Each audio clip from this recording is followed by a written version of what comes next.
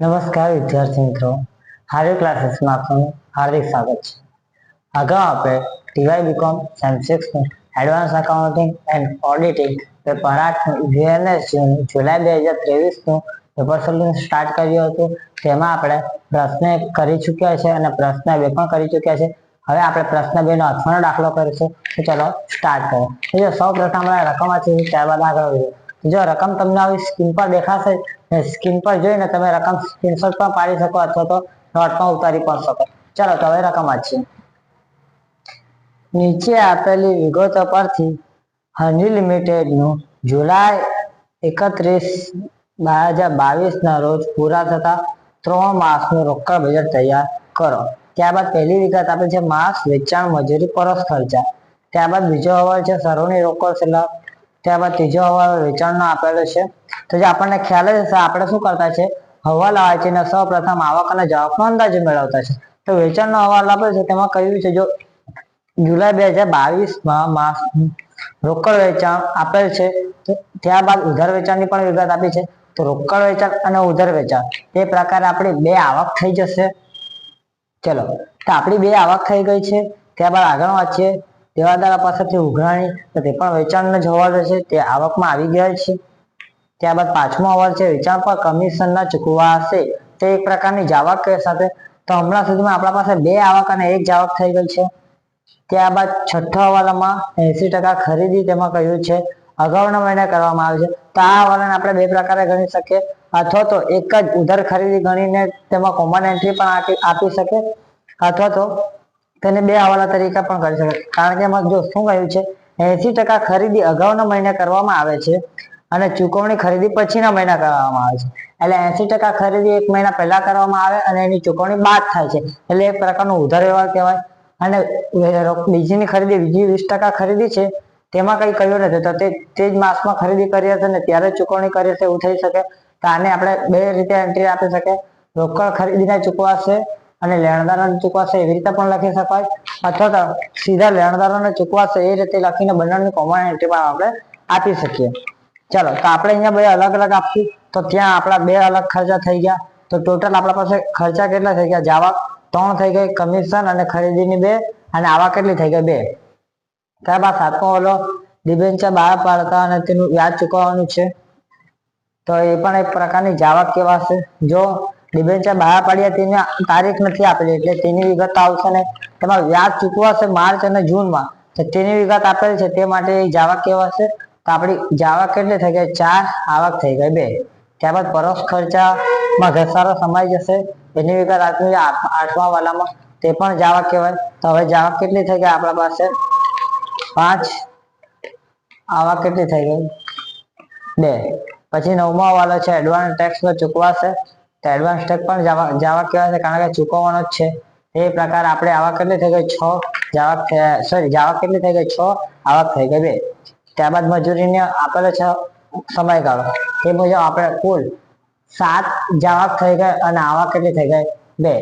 તો આપણને ખ્યાલ આવી ગયો જાવક અને આવક વિશે. તો હવે સૌ પ્રથમ આપણે પત્રક તૈયાર કરીશું, ત્યારબાદ આગળ વધીશું. પત્રકમાં શું આવશે?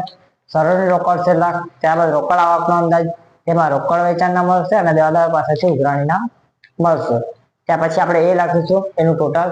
ત્યારબાદ માઇનસ રોકડ જાવકનો અંદાજ, તેમાં વેચાણ પર કમિશનના ચૂકવાશે, રોકડ ખરીદીના ચૂકવાશે, લેણદારોને ચૂકવાશે, ડિબેન્ચર વ્યાજના ચૂકવાશે, પરોક્ષ ખર્ચાના ચૂકવાશે, એડવાન્સ ટેક્સના ચૂકવાશે, મજૂરીના ચૂકવાશે. ત્યારબાદ ટોટલ બી કરશું, જાવકનો અંદાજ. ત્યારબાદ છેલ્લા આપણે લખવું છેવટની રોકડ શિલ્લક, એ માઇનસ બી. આ પ્રકારે આપણું કોષ્ટક તૈયાર થશે. પહેલા તમે પત્રક તૈયાર કરો, ત્યારબાદ આપણે આગળ વધીએ. ચાલો, તો હવે તમારો આ પ્રકારે પત્રક તૈયાર થઈ ગયો છે. સરોની રોકડ શિલ્લક, ત્યારબાદ રોકડ આવકનો અંદાજ, તેમાં રોકડ વેચાણના મળશે, દેવાદાર પાસેથી ઉઘરાણીના મળશે, તેનું ટોટલ એ. માઇનસ રોકડ જાવકનો અંદાજ, વેચાણ પર કમિશનના ચૂકવાશે, રોકડ ખરીદીના ચૂકવાશે, લેણદારોને ચૂકવાશે, ડિબેન્ચર વ્યાજના ચૂકવાશે, પરોક્ષ ખર્ચાના ચૂકવાશે, એડવાન્સ ટેક્સના ચૂકવાશે, મજૂરીના ચૂકવાશે, તેનું ટોટલ બી. ત્યારબાદ છેવટની રોકડ શિલ્લક એ માઇનસ બી. આ પ્રકારનું કોષ્ટક તૈયાર થઈ જાય. ત્યારબાદ આપણે શું કરશે? ખરીદી અને વેચાણ સિવાયના હવાલા. તો ચાલો આપણે જોઈએ સૌપ્રથમ હવાલો કયો છે ખરીદીને વેચાણ સિવાયનો. તો જો સૌથી પહેલા બીજો હવાલો આપણે સરોની રોકડ સિલક તે આપણે લખી દઈએ. પહેલા સરોની રોકડ સિલક આપણે છે મે માટે 62,500. તો પહેલા આપણે લખી દઈશું 62,500. ચલો ત્યારબાદ આગળ વાંચીએ તો જે ત્યારબાદ ત્રીજો હવાલો છે વેચાણનો છે. ચોથો હવાલો પણ વેચાણનો આપેલ છે. પાંચમો હવાલો વેચાણ પર કમિશન છે, તે પણ વેચાણ સાથે સંબંધિત છે, તે આપણે છેલ્લે કરીશું. ત્યારબાદ છઠ્ઠો હવાલો ખરીદી માટેનો છે. સાતમો હવાલો છે તે આપણે જોઈએ તો જો શું કહ્યું છે, ₹100 નો એક એવા 6% 7,50,000 ના ડિબેન્ચર ₹7,50,000 ના ડિબેન્ચર બહાર પાડવામાં આવ્યા હતા. તો જો આમાં માસની કોઈ વિગત આપી નથી. જો આપેલ હતા તો આપણે અહીં આવકમાં લખી દઈએ, પણ આપેલ નથી એટલે નહીં લખીશું. ત્યારબાદ શું કહ્યું છે કે જેના પર ત્રિમાસિક વ્યાજ કેટલા માસ 3 માસનો વ્યાજ ચૂકવાય. ત્રિમાસિક એટલે 3 માસનું વ્યાજ ચૂકવાય છે. તો કયા કયા મહિના કહ્યું છે, માર્ચ અને જૂન માસમાં ચૂકવાય. તો જો માર્ચ અને જૂન માસની વિગત આપેલી છે તેમાંથી આપણે જે માસનું બનાવતા હોય તે માસને ધ્યાનમાં લેવાનું. તો આપણે પાસે કયું છે જૂન માસ છે, આપણે જૂન માસને ધ્યાનમાં લેશું. તો જો કુલ રકમ કેટલી આપી છે, 7,50,000 રૂપિયાના ડિબેન્ચર. ત્યાં લખી દે ડિબેન્ચર 7,50,000 રૂપિયા. 7,50,000 ના ડિબેન્ચર છે. વ્યાજ કેટલું ટકા છે, જો 6% વ્યાજ છે. વ્યાજ લખી દઈએ વ્યાજ 6%. તો 7,50,000 મૂળ કિંમત 6 હશે. તો 7,50,000 ના 6% કરો.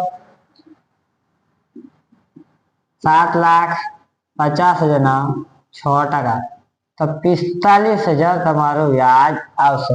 કેટલું વ્યાજ આવ્યું, 45,000 વ્યાજ આવી ગયું. તો જો 45,000 વ્યાજ આવી ગયું ત્યારબાદ શું કહ્યું છે, ત્રિમાસિક વ્યાજ ચૂકવે છે. કયું ત્રિમાસિક. આજે 45,000 આવ્યું વ્યાજ એ કયું છે, વાર્ષિક કહેવાય. કયા પ્રકારનું વ્યાજ કહેવાય, વાર્ષિક વ્યાજ કહેવાય.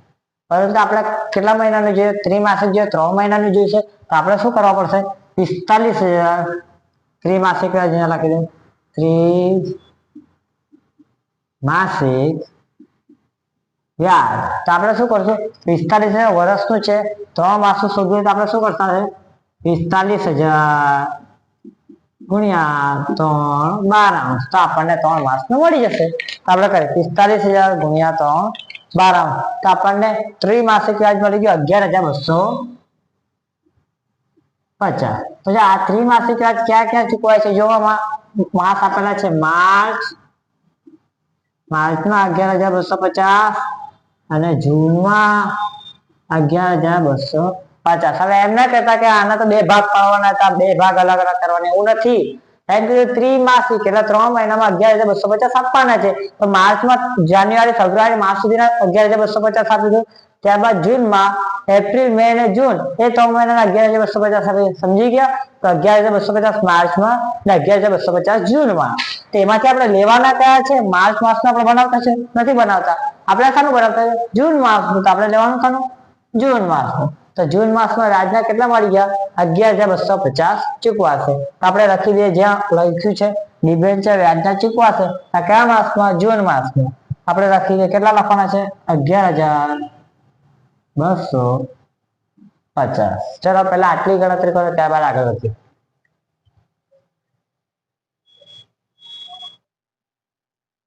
ચાલો આટલું થઈ ગયું હોય તો ત્યારબાદ શાનો હવાલો છે, જોજો. તો ત્યારબાદ પરોક્ષ ખર્ચનો હવાલો છે.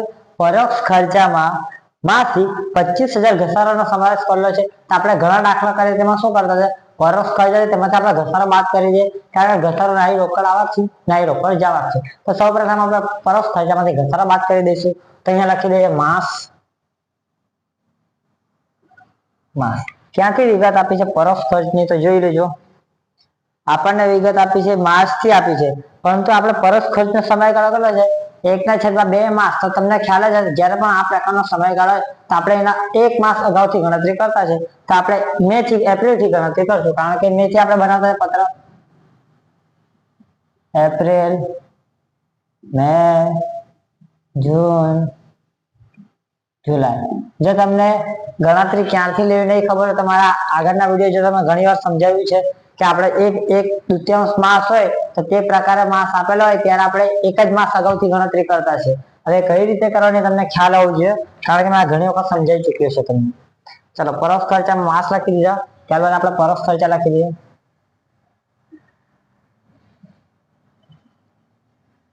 પરોક્ષ ખર્ચા કેટલા પડે છે? 1,25,000. ત્યારબાદ કેટલા છે? 1,50,000. 1,25,000 1,50,000. અચ્છા 1,50,000. બધામાંથી માઇનસ ઘસારો કરો. કેટલા આપેલા છે માસિક જોઈ લેજો. 25,000. 25,000 માઇનસ 25,000 માઇનસ 25,000 માઇનસ 25,000. અહીંયા તમને ઘસારા બાદ પરોક્ષ ખર્ચા કેટલા મળશે? જો 1,25,000 માંથી 25,000 તો 1,00,000 મળશે. અહીંયા 1,25,000 મળશે. 1,50,000 માંથી 25,000 જાય તો અહીંયા 1,25,000 મળશે. 25,000 મળશે. 1,00,000 મળશે, કારણ 1,25,000 માંથી 25,000 જશે તો 1,00,000 મળશે. અહીંયા 1,50,000 માંથી 25,000 જશે તો 1,25,000. ચલો આ પ્રમાણે તમને ઘસારા બાદ પરોક્ષ ખર્ચા મળી ગયા. ત્યારબાદ મેં તમને ઘણી વખત સમજાવ્યું છે કે ગણતરીમાં આપણે શું કરતા, એક વખત ઘસારો બાદ કરી દઈએ ત્યારબાદ કોઈ પણ પ્રકારની ગણતરી આવતી હોય તો આપણે કેમાં કરતા? ઘસારા બાદ પરોક્ષ ખર્ચા. ઘસારા બાદના જે પરોક્ષ ખર્ચા છે તેમાં ગણતરી કરતા છે. તો હવે કોઈ પણ પ્રકારની ગણતરી કરવાની છે તો આપણે કઈ વિગત લેવાની છે? ઘસારા બાદના પરોક્ષ ખર્ચા. તો ચાલો જોઈએ એમાં શું કર્યું છે. સમયગાળા આપેલ છે 1/2 માસ. તો તમને ખ્યાલ જ હશે આ પ્રકારનો સમયગાળા આપેલ છે આપણે શું કરતા? સૌપ્રથમ જે સમયગાળા આપેલ છે તે આપણે અહીંયા રાખી દેતા છે 1/2 માસ. ત્યારબાદ શું કરતા? એના બાજુમાં જે બાકીનો સમયગાળો છે તે લખતા છે. તો બાકીનો સમયગાળો કેટલો આવશે? 2 - 1 તો 1/2. અને છેલ્લે આખરે શું લખતા છે? કુલ ચુકવણી. ચાલો આ પ્રમાણે તમે લખતા છે, ગણતરી કરતા છે. તો હવે તમને ખ્યાલ જ હશે 1/2 એટલે 1,00,000 ભાગ્યા 2 કરો તો 50,000 આવી જશે. અહીંયા પણ 50,000 આવી જશે. થઈ ગયા. ત્યારબાદ 1,25,000 ભાગ્યા 2. 1,25,000 ભાગ્યા 2 કરો તો કેટલા? 62,500 આવશે. અહીંયા પણ 62,500 આવશે. અહીંયા પાછા 50,000 આવશે. અહીંયા પણ 50,000 આવશે. અહીંયા 62,500. અહીંયા પણ 62,500. ચલો આટલી વિગત થઈ ગઈ. ત્યારબાદ તમને ખ્યાલ જ છે આપણે કઈ પ્રકારે ગણતરી કરતા. તો જો તમને ખ્યાલ જ જયારે આ પ્રકારનો સમયગાળા આપેલો ત્યારે શું કરતા? ઉપરવાળી વિગતમાં જે પહેલા હોય તે અને નીચેવાળી વિગતમાં જે છેલ્લો હોય તે બંનેનો સરવાળો કરતા જાય. આ બંનેનો સરવાળો કરતા જાય તો કરજો 50,000 પ્લસ 62,500 તો કેટલા આવે? 1,12,500. આ બંનેનો સરવાળો કરીને ક્યાં લખતા છે? તો અહીંયા જે છેલ્લી વિગત આપે છે તેના બાજુમાં જ્યારે અપૂર્ણાંક સ્વરૂપમાં સમયગાળો આપેલો ત્યારે તો અપૂર્ણાંક સ્વરૂપમાં જ છે. તો આપણે શું કરીએ? 50,000 પ્લસ 62,500 તો 1,12,500 છે. તેને ક્યાં લખીશું આપણે? મેમાં 1,12,500. તે જ મુજબ અહીંયા કરીશું 62,500 પ્લસ 50 સેમ 1,12,500 આવશે પાછા. કારણ કે અહીંયા પણ એ જ વિગત કરી ને 62,500 પ્લસ 50 62,500 પ્લસ 50,000. અહીંયા કરીજો તો અહીંયા પણ એ જ વિગત આવશે 50,000 પ્લસ 62,500 તો અહીંયા પણ આવશે 1,12,500. સેમ રકમ આવી ગઈ. કોઈ તમને ડિફરન્સ દેખાવ? પાછા જોઈ લેજો. 50,000 પ્લસ 62,500 62,500 પ્લસ 50,000 અને 50,000 પ્લસ 62,500 તો ત્રણે 1,12,500 આવશે. તો આપણે લખી દઈએ પરોક્ષ ખર્ચાને. પરોક્ષ ખર્ચાના ચૂકવા સમય હતા ક્યાં લખીશું? 1,12,500 1,12,500 1,12,500. ચાલો તો પહેલા તમે આ ગણતરી કરી લો, ત્યારબાદ આગળ વધીએ.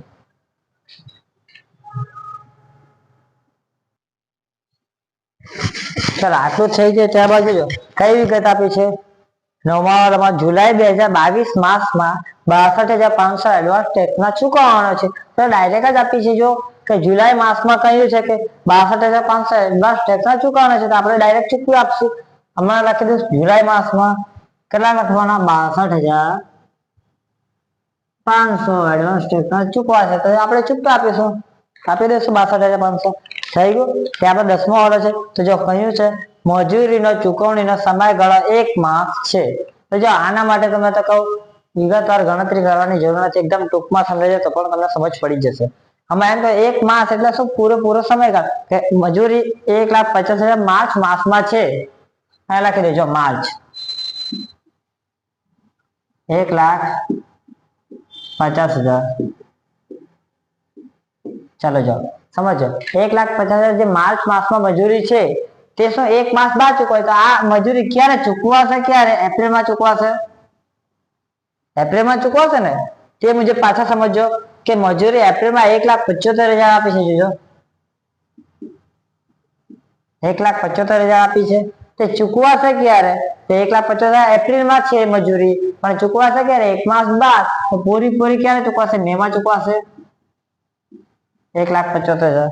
સમજી ગયા? તો એ મુજબ તમારે જે પેપર છે તેમાં આપણે ટીક કરી દેવાનું. માર્ચમાં એપ્રિલ લખવાના, એપ્રિલમાં મે લખવાના, મેમાં જૂન લખવાના અને જૂનમાં જુલાઈ લખવાના. તે મુજબ આપણે જો ડાયરેક્ટ જ રકમ મળી જશે 1 માસ. એટલે જો અહીંયા એપ્રિલ થી ચાલુ કરીશું તો એપ્રિલમાં 1,75,000 છે તે ક્યારે ચૂકવાશે? મેમાં. તો આપણે મેમાં અહીંયા લખી દઈશું ક્યાં ગયો મજૂરીના ચૂકવાશે. તેમાં કેટલી લખાશું? એપ્રિલની રકમ કેટલી? 1,75,000.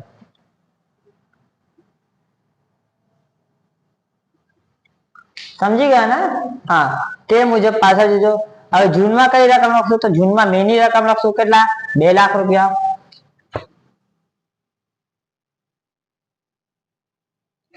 ચલો ત્યારબાદ જુલાઈમાં, તો જુલાઈમાં આપણે કઈ રકમ લખશું? જૂનની રકમ 2,25,000 રૂપિયા.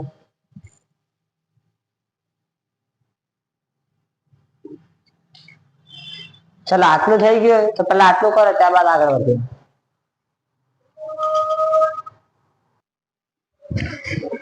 ચાલો આટલું થઈ ગયું તો આગળ વધીએ. તો જો ત્યારબાદ આપણે શું કરતા છે? ખરીદી અને વેચાણના હવાલા. તો જો સૌ પ્રથમ આપણે હંમેશા ખરીદી ના કરતા હોય ત્યારબાદ વેચાણ ના કરતા હોય, પણ આ વખતે ખરીદીના હવાલા પણ વેચાણ સંબંધિત છે.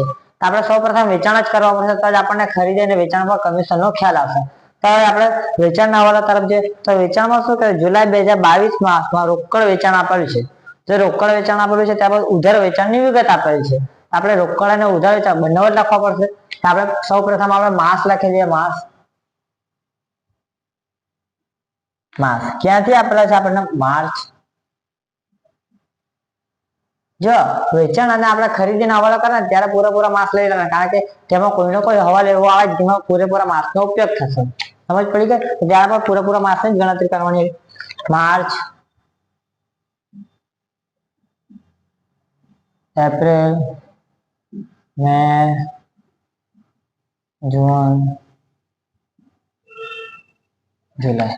ચલો માસ લખાઈ ગયા. ત્યારબાદ વેચાણ પણ આપણને આપેલું જ છે તો આપણે વેચાણ પણ લખી દઈએ. વેચાણ 10,00,000.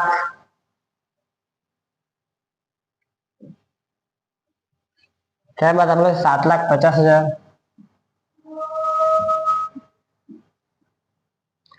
ત્યારબાદ આપણે જો 5,00,000 રૂપિયા. ત્યારબાદ આપણે 6,25,000 રૂપિયા. ત્યારબાદ 7,50,000 રૂપિયા. આ તો વેચાણની વિગત આપેલી છે. ત્યારબાદ જો હવાલામાં શું કહ્યું છે કે જુલાઈ 2022 માં, ક્યાં? જુલાઈ 2022 માં શું કહ્યું છે? રોકડ વેચાણ આપેલ છે. અહીંયા આપણે રોકડ વેચાણ અને ઉધાર વેચાણ લખી દઈશું. રોકડ વેચાણ, ઉધાર વેચાણ. સમજી ગયા? આટલી વિગતમાં સમજી જશો તમે. રોકડ વેચાણ અને ઉધાર વેચાણ. તો જો શું કહ્યું છે? જુલાઈ 2022 માં રોકડ વેચાણ કેટલું આપેલ છે? 3,83,000. અહીંયા લખી દઈએ રોકડ વેચાણમાં 3,83,975. 975. ચાલો આટલી વિગત થઈ ગઈ. તો સૌ પ્રથમ તમને ખ્યાલ છે, મેં તમને પહેલા જ કહેતા જ્યારે ખરીદી અને વેચાણના હવાલા કરતા છીએ ત્યારે શું રોકડ ખરીદી અથવા રોકડ વેચાણ જે આવે તે સૌ પ્રથમ આપણે દાખલામાં લખી દેતા છે. અહીં જે આપણને રોકડ વેચાણ આપેલું છે જુલાઈમાં, તો આપણે પહેલા રોકડ વેચાણ લખી દઈશું. રોકડ વેચાણ જુલાઈમાં કેટલા લખશું? 3,00,000. 83,975 જે મળતું જશે તે આપણે લખતા જઈશું. ચલો જો ત્યારબાદ ઉધાર વેચાણ માર્ચ 2022 માસના દર મહિને ક્રમશઃ 10% વધારો થાય છે. તો ઉધાર વેચાણમાં શું કહ્યું છે? અહીંયા માર્ચ છે ને, માર્ચ અહીંયાથી છે ને ક્રમશઃ 10% વધારો થાય છે ઉધાર વેચાણમાં. સમજી ગયા? તો જો અહીંયા 7,50,000 કુલ વેચાણ છે, તેમાંથી 3,83,975 રોકડ વેચાણ છે, તો બાકીની રકમ ઉધાર વેચાણ હશે. તો આપણે શું કરવાનું છે? 7,50,000 માઇનસ 3,83,975 કરો છો તો કેટલા આવે? 3,66,025. આ પ્રકારે તમને ઉધાર વેચાણ પ્રાપ્ત થશે. તો કઈ રીતે આવ્યું? પાછળ જો 7,50,000 માઇનસ 3,83,975 કરો તો તમે 3,66,025 તમને પ્રાપ્ત થશે. હવે આ તમને અહીં રોકડ વેચાણ પણ મળી ગયેલ છે, ઉધાર વેચાણ પણ મળી ગયેલ છે. પરંતુ જો તમને રોકડ વેચાણ અને ઉધાર વેચાણ ફક્ત જુલાઈ માસ માટે મળેલ છે, ઉપરની કોઈ વિગત મળેલ નથી. તો આપણે કઈ રીતે શોધવું? જો ઉધાર વેચાણમાં કહ્યું છે માર્ચ 2022 થી, અહીં માર્ચ 2022 થી શું કહ્યું છે કે દરેક માસમાં શું કહ્યું છે? દર મહિને 10% વધારો થાય છે. સમજ પડી ગઈ? 10% વધારો. તો તમે ધારી લો કે સમજો અહીંયા કોઈ 100 રૂપિયા હશે, આપણે 100 રૂપિયાનું ઉધાર વેચાણ કર્યું હશે. ક્યાં? માર્ચ માસમાં. સમજી ગયા? આપણે માર્ચ માસમાં અહીંયા ગણતરી કરી લે કે ધારો કે માર્ચ માસમાં આપણે 100 રૂપિયાનું ઉધાર વેચાણ કર્યું હશે, તો એપ્રિલ માસમાં કેટલું વેચાણ કરશું આપણે? એમાં 10% વધારો થાય છે. ક્રમશઃ એટલે 10% વધતા જ જાય છે. તો 10% વધારો થશે તો કેટલા અહીંયા આવી જશે? 110 આવી જશે. પાછા સમજો, માર્ચ માસમાં 100 રૂપિયાનું આપણે જો ઉધાર વેચાણ કરેલું હોય તો એપ્રિલ માસમાં 110 આવી જશે. તે મુજબ મે માં કેટલા આવી જશે? તો મે માં 110 ના 10% વધારો, તો 121 વેચાણ થશે. ત્યારબાદ પાછા ક્રમમાં 10% વધારો, તો 133.1 વેચાણ આવશે જૂનમાં. ત્યારબાદ પાછા ક્રમશઃ વધારો, 133.1 ના 10% વધારો, તો 146.41 સમથિંગ તમારો આ જુલાઈ માસમાં તમારું ઉધાર વેચાણ આવશે. જો આપણે માર્ચમાં 100 ઉધાર વેચાણ ધારી શકીએ તો તે મુજબ આપણને જૂન માસમાં ઉધાર વેચાણ શોધવું હોય તો આપણે કઈ રીતે શોધવું? તો આપણને જો અહીં બધી રકમ આપેલી જ છે તો આપણે શું ક્રમશઃ કરી શકીએ, તમને જે યોગ્ય લાગે તે. અથવા તો અહીંયા જો તમારે 3,66,025 છે, તો અહીં તમને રકમ આપેલી જ છે. જો જૂન માસમાં આપણે 100 ધારે ઉધાર વેચાણ, જૂન માસમાં કેટલા આવે? 1,133.1. તો તે મુજબ જુલાઈમાં કેટલા આવે? 146.41. તો જુલાઈમાં આપણને આપેલું છે 3,66,025. તો જૂનમાં કેટલા? આપણે કરી શકીએ. જો અહીંયા 3,66,025 ગુણ્યા 133.1 ભાગ્યા 146.41 કરો. જો 3,66,025 ગુણ્યા 133.1 ભાગ્યા 146.41, તો તમને આન્સર મળી જશે 3,32,750. તો આપણે અહીંયા લખી દઈએ 3,32,750. આ પ્રકારે થઈ ગયું. તે પ્રકારે હવે તમે ઉપર ગણતરી કરતા જાઓ. 3,32,750 ગુણ્યા 121 ભાગ્યા 133.1, 3,32,750 ગુણ્યા 121 ભાગ્યા 133.1, તો તમને કેટલા મળશે? 3,02,500. તો અહીંયા લખી દઈએ 3,02,500. તે મુજબ ઉપર પાછા ગણતરી કરશે. 3,02,500 ગુણ્યા 110 ભાગ્યા 121, તો 3,02,500 ગુણ્યા 110 ભાગ્યા 121, તો આપણને 2,75,000 મળશે. 2,75,000 મળી ગયા. 2,75,000 મળ્યો. ત્યાં મુજબ સેમ ઉપર ગણતરી ગુણ્યા 100 ભાગ્યા 110 ગુણ્યા 100 ભાગ્યા 110, તો 2,50,000 રૂપિયા આપણને ઉધાર વેચાણ મળશે. 2,50,000 રૂપિયા આપણને માર્ચ મહિનામાં ઉધાર વેચાણ મળે છે. તમને જો આ રીતે નહીં સમજ પડી તો પણ આપણે ક્રમશઃ ઊંધી રીતે પણ જઈ શકીશું.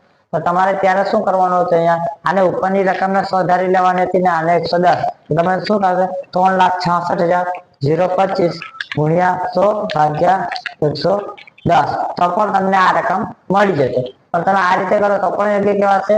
તમે અહીંયા ગુણ્યા 100 ભાગ્યા 110 કરો તો પણ યોગ્ય કહેવાશે. ચલો, તો આ પ્રકારે તમને ઉધાર વેચાણ મળી ગયો. ઉધાર વેચાણ મળી ગયું તો હવે તમે આ કુલ વેચાણમાંથી ઉધાર વેચાણ બાદ કરો તો રોકડ વેચાણ મળી જશે. આપણને રોકડ વેચાણની ક્યાં સુધીની જરૂર છે? આપણને ખ્યાલ છે મે અને જૂન માસે જોઈતી છે. આપણને મે અને જૂન માસમાં રોકડ વેચાણ સુધી નાખવું. કઈ રીતે? 5 લાખ માઇનસ 3 લાખ કરો. ચમ 5 લાખ માઇનસ 3 લાખ 2500 કરો. 1,97,500. 1,97,500 આપણને રોકડ વેચાણ મળે છે. ત્યારબાદ જૂન માસમાં આપણે રોકડ વેચાણ લઈ આવશું તો કે 6,25,000 માઇનસ 3,32,750. તો આપણને રોકડ વેચાણ મળશે 2,92,250. 2,92,250. તો જો તમને આ રોકડ વેચાણ મળી ગયા તો તમને ખ્યાલ જ છે જ્યારે પણ ખરીદીને વેચાણનો હવાલો કરે તમને કહેતો જ છે કે રોકડ વેચાણ અથવા રોકડ ખરીદ્યા તેની પહેલા વિગત આપવાની. પહેલી એન્ટ્રી આપી દેવાની. તો આ એન્ટ્રી તો આપણે આપેલ જ છે. આ એન્ટ્રી આપી 2,92,250. 2,92,250. ત્યારબાદ આને એન્ટ્રી આપી 1,57,000. 1,57,500. ચલો, સમજ પડી ગઈ? પહેલા આટલી વિગત કરો ત્યારબાદ આગળ વધીએ. ચલો, આટલું થઈ ગયું છે તમારું. તો ત્યારબાદ તમે જે ઉધાર વેચાણ શોધીને લાવ્યા તે આ મુજબ અહીંયા માસ અને ઉધાર વેચાણ લખીને તે બધી વિગત લખી દો.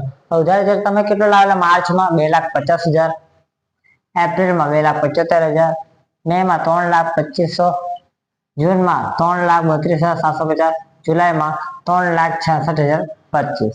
આટલું લખાઈ ગયું. ત્યારબાદ જો હવાલો આપણે જો ચોથો હવાલો તો જો દેવાદાર પાસેથી ઉઘરાણી વેચાણ પછીના માસમાં 50%. તો 50% રકમ આપણે જે વેચાણ થાય છે જે સમય તેના 1 માસ બાદ ચૂકવે તે પૂરેપૂરો સમયગાળો તેને 1 માસ કહીશું. અને બાકીની રકમ ત્યાર પછીના માસમાં એટલે જે માસમાં ચૂકવે છે તેના બીજા પછીના માસમાં. એટલે શું થશે કે આપણે એપ્રિલ માસમાં કોઈ વેચાણ કરેલું છે તેની ચૂકવણી 50% 1 માસ બાદ મળે એટલે મેમાં મળશે. અને બાકીની ત્યાર પછીના માસમાં એટલે મે પછીના માસ એટલે જૂનમાં મળશે. તો પૂરેપૂરા 2 માસ થઈ જશે કારણ કે આપણે વેચાણ તો એપ્રિલમાં કરેલું હતું. તો હવે જો સમજી લેજો કે 50% રકમ આપણને 1 માસ બાદ મળશે અને બાકીની 50% રકમ 2 માસ બાદ મળશે. સમજી ગયા? તો અહીંયા આપણે લખી દીધું. જો તમને યાદ હશે તમને ઘણી વાર કીધું છે કે આ પ્રકારની ગણતરી આવે ત્યારે સૌથી વધારે જે માસ હોય સમયગાળો તે પહેલા લખવાનો અને ઓછો સમયગાળો પછી લખવાનો. જો સૌથી વધારે સમયગાળો 2 માસ છે તે આપણે પહેલા લખીશું 50% રકમ અને બાકીની 50% રકમ માટે 1 માસ ને છેલ્લે લખીશું કુલ ઉઘરાણી. તો પહેલા આપણે શું કહે છે આ કુલ રકમના 50% કરીને પૂરેપૂરી વિગત ભરી દેવાની છે.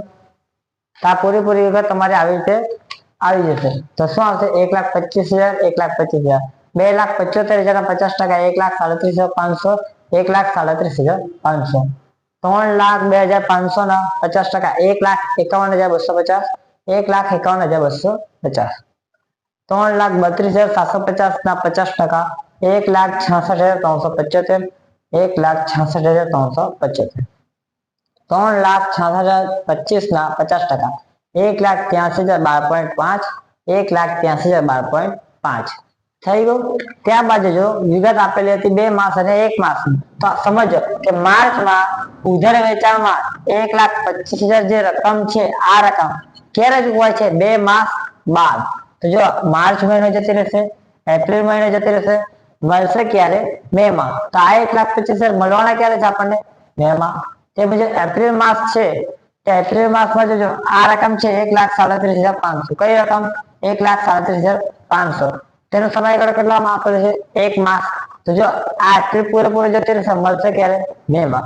તો તે મુજબ મે માં કુલ કેટલી રકમ મળવાની છે? જો 1,25,000 માર્ચને મળવાના છે અને એપ્રિલમાં 1,37,500. તો ટોટલ 1,25,000 પ્લસ 1,37,500 તે આપણને મે મળશે.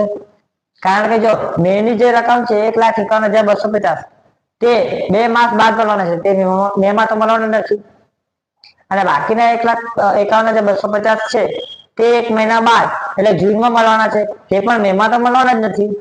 તો મેમાં કઈ રકમ મળશે? 1,25,000 અને 1,37,500. અને આ જે રકમ છે 1 માસ બાદ એપ્રિલમાં મળી જશે, મેમાં તો આવે નહીં. અને આ રકમ છે તે 2 માસ પછી મળશે, એટલે એપ્રિલ જતી રહેશે, મે જતી રહેશે, મળશે ક્યારે? જૂનમાં. એટલે મે માં કુલ કેટલી રકમ મળશે? 1,25,000 પ્લસ 1,37,500. તે બંનેનું ટોટલ તમે કરશો, આ બંનેનું ટોટલ, તો તમને મળશે 2,62,500. એ ક્યાં લખવાનું તમારે? મે માં. સમજી ગયા? આ સીધી વિગત આમ નીચે આવશે. સમજી ગયા? હવે તમે સમજી જજો. જ્યારે પણ 2 માસ અને 1 માસનો સમયગાળો આવે ત્યારે તમે ગણતરી કઈ રીતે કરવાની? આમ સીધી ક્રોસ લાઈન લઈ લેવાની. સમજ પડી ગઈ? તે મુજબ અહીંયા નીચે 1,37,500 પ્લસ 1,51,250. એ બંનેનું ટોટલ કરીને ક્યાં લખવાનું? એકદમ સીધી લાઈનમાં નીચે અહીંયા લખવાનું 2,68,750.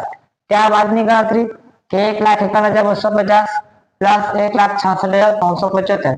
એ બંનેનું ટોટલ કરીને આપણે નીચે લખીશું જુલાઈમાં. થઈ ગયું? તે મુજબ મે, જૂન અને જુલાઈમાં કેટલી ઉઘરાણી મળશે તેની વિગત મળી ગઈ છે. 2,62,500, 2,68,750 અને 3,70,725. આ ત્રણ વિગત આપણે અહીંયા લખી છે. જવાબ પાસેથી ઉઘરાણીમાં 2,62,500 મેમાં, જૂનમાં 2,68,750 અને જુલાઈમાં 3,70,725. ચાલો તમે પેલા આટલી ગણતરી કરો, ત્યારબાદ આગળ વધીએ.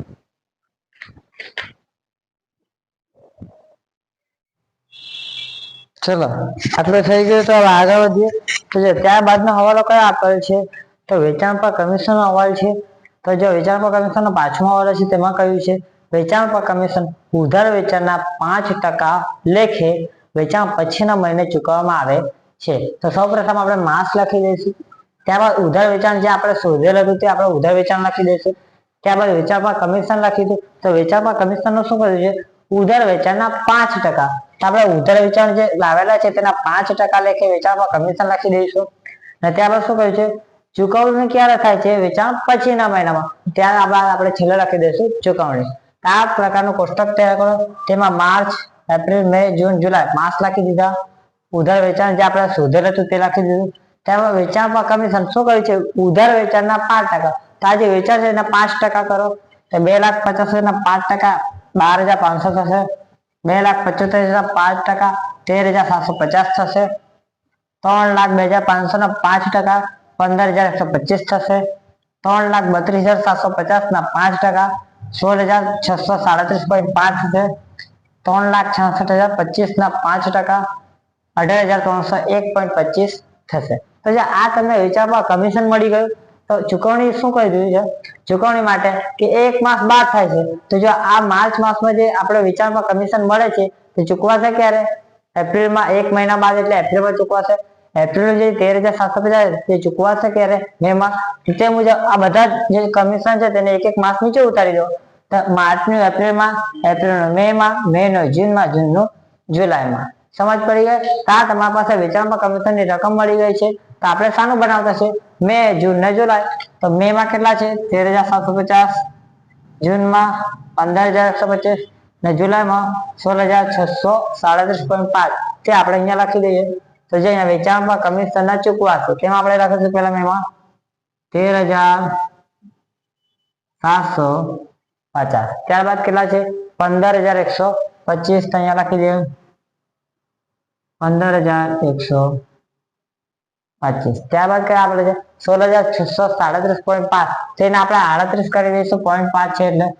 અહીંયા કરી દઈએ 600, 1,66,338. સમજી ગયા? ચલો તમે પહેલા આટલું કરો, ત્યારબાદ આપણે આગળ વધીએ.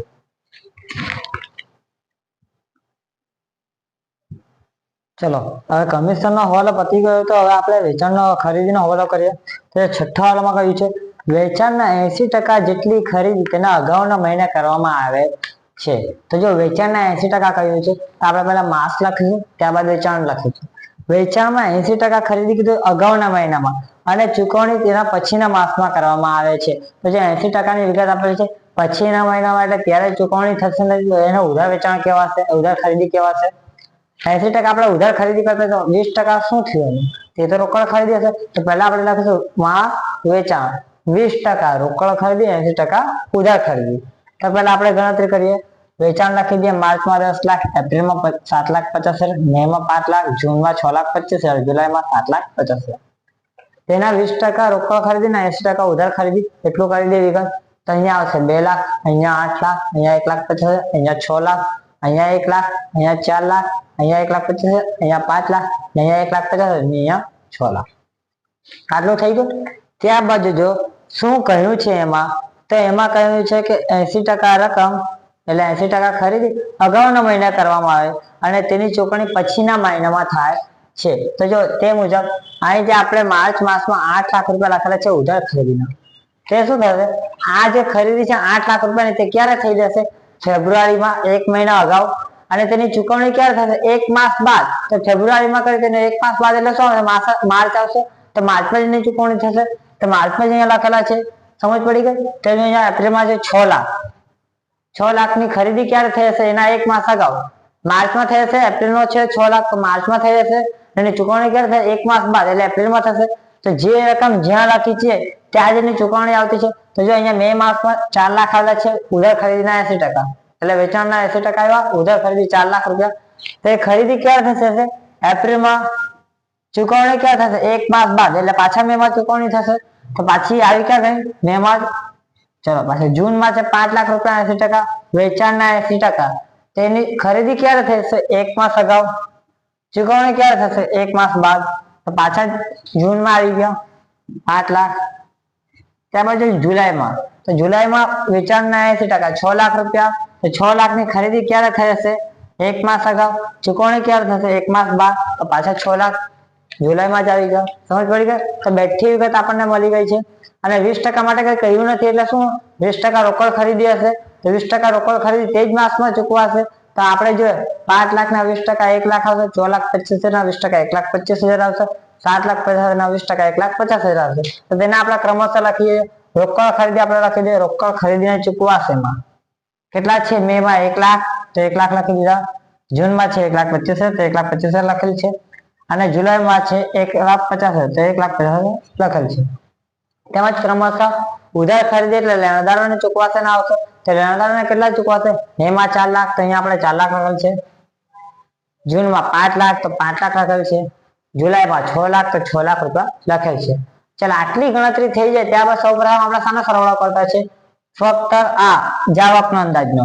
તો પહેલા મે માસમાં જાવકનો અંદાજો મેળવો, તો 8,01,250 આવશે. ત્યારબાદ મે માસમાં જાવકનો અંદાજ આવશે 9,63,875 આવશે.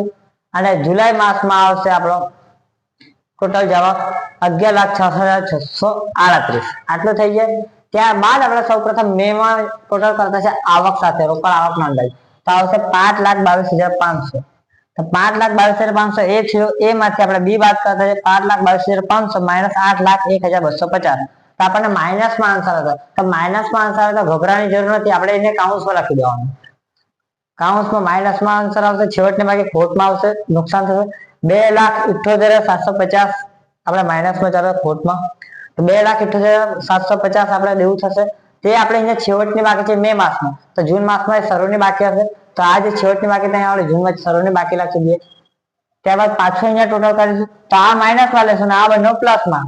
તો 2,78,750 માઇનસ કરો, પ્લસ 2,92,250 પ્લસ 2,88,750. તમારો ટોટલ હશે 3,02,250 રોકડ આવકનો અંદાજ.